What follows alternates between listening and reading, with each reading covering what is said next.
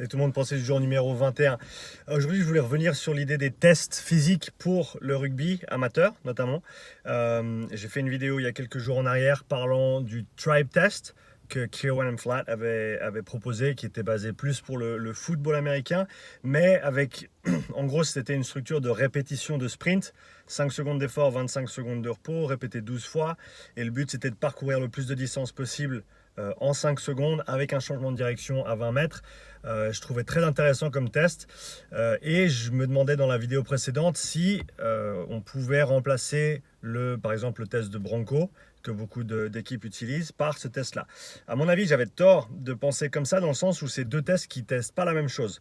Ce n'est pas les mêmes qualités physiques qui sont visées, à savoir que pour moi, dans tout ce qui est course à pied, il y aurait théoriquement 3 tests à faire, ou 3 tests à faire avec des rugbyman, que ce soit amateur ou professionnel. Et ça, ce serait un test d'endurance générale. On peut parler de capacité aérobie si on veut, mais je pense que le terme endurance couvre bien la chose. Et ce test-là, il y en a plein, des différents, qui peuvent tester cette qualité-là. On peut parler du Cooper, on peut parler donc le 12 minutes, on peut parler du demi-Cooper, donc le 6 minutes continu, on peut parler du yo-yo, on peut parler du Luc Léger, on peut parler du Bronco, on peut parler du 30-15. Il y a énormément de tests qui peuvent... il y en a d'autres encore, il y a un 1600 mètres, je crois, en continu. Donc tous ces tests-là, ils vont tester à peu près la même chose qui est en gros la base d'endurance du joueur. À choisir lequel on fait, ça dépendra de l'équipe, ça dépendra de la culture du club, ça dépendra de la place et du matériel disponible, du temps aussi qui est disponible pour faire ces tests, etc. etc. Le deuxième test, ou la deuxième qualité qu'on peut tester en termes de course, ce serait de la vitesse pure. Donc ce serait un 20 mètres, un 30 mètres, peut-être un 10 mètres lancé si on a des cellules photoélectriques, mais là on parle de beaucoup de temps de mise en place et ce qui est important je pense de noter, c'est que dans le rugby amateur on n'a pas énormément de temps, notamment pour la préparation physique dédiée, et donc il faut bien penser au fait que si on fait des tests, comment on va utiliser les datas ensuite pour améliorer l'entraînement. Est-ce que faire un test de vitesse, si on a 4 ou 5 semaines pour se préparer sur une pré-saison, est-ce que faire un test de vitesse avec toute l'équipe, qui va nous prendre quand même, je pense, une demi-heure minimum si on est très très très bien organisé, plus encore les 2 heures derrière pour faire tout ce qui est des datas, et refaire ce test encore une fois à la fin de la pré-saison pour tester le progrès des gars. Est-ce qu'on va vraiment pouvoir gagner quelque chose en qualité de travail par rapport à ce test? Ça, c'est une question qui est importante à se poser.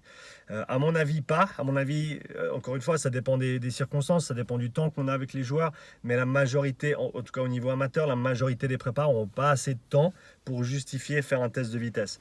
Après ce test-là, encore une étape plus loin, ce serait, alors là, c'est là où le Tribe Test peut être intéressant, ou une autre version d'un test d'effort de haute intensité répété, que ce soit un test de sprint répété comme le Tribe Test, que ce soit comme le Welsh Anaerobic Test, WAT, qui est un test assez populaire aussi dans le rugby, dans certains clubs, donc qui est un test de répétition d'efforts de haute intensité.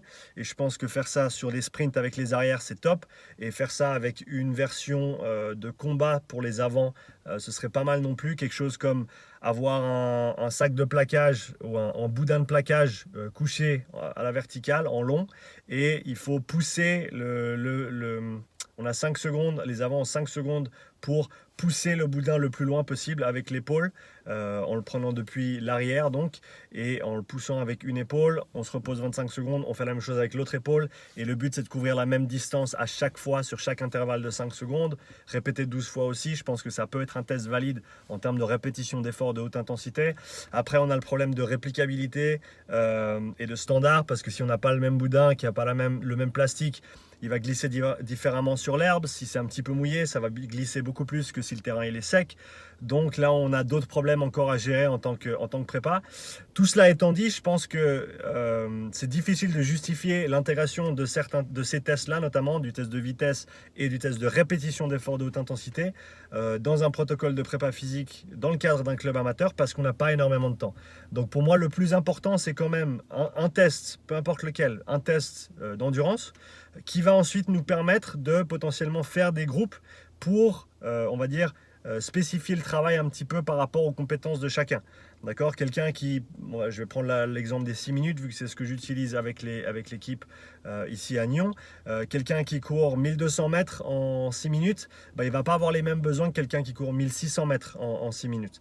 D'accord? Au niveau du travail de conditionnement derrière. Et donc, ce test peut nous permettre simplement de séparer en 2 ou en 3 groupes. Suivant le temps qu'on a, suivant le staff qu'on a, suivant les compétences qu'on a, et ensuite, on va dire, orienter la préparation pour ces différents groupes afin qu'elle soit adaptée. Donc pour moi, la hiérarchie de ces tests, c'est vraiment endurance, ensuite sprint si on a le temps, et ensuite répétition de sprint, mais je doute que beaucoup d'équipes aient le temps de faire ça, surtout au niveau amateur. Donc voilà, je veux juste prendre cette opportunité pour clarifier un petit peu mes pensées sur tout ce qui est des tests de course notamment, des tests physiques sur le terrain pratique. On ne parle même pas de tests de force, on ne parle même pas de ces autres tests-là, qui à mon avis, dans un cadre amateur, encore une fois, sont difficiles à justifier. Vu le peu de temps qu'on a et le peu de matériel qu'on a à disposition aussi. Donc voilà, moi je m'orienterai principalement sur le test d'endurance, en sachant que si on a beaucoup de temps, si on a une équipe qui est motivée, si on a un staff qui est motivé, etc., si on a des jours supplémentaires, peut-être intégrer un test de vitesse peut être intéressant, mais le test de répétition de sprint sera difficile à justifier. Voilà, j'espère que ça clarifie un petit peu les choses, ça clarifie en tout cas les choses pour moi, j'espère que ça vous aide aussi. Si vous avez des commentaires là-dessus, si vous n'êtes pas d'accord, si vous êtes d'accord, n'hésitez pas à mettre tout ça dans les commentaires sous la vidéo. Et à demain pour une nouvelle pensée du jour. Ciao!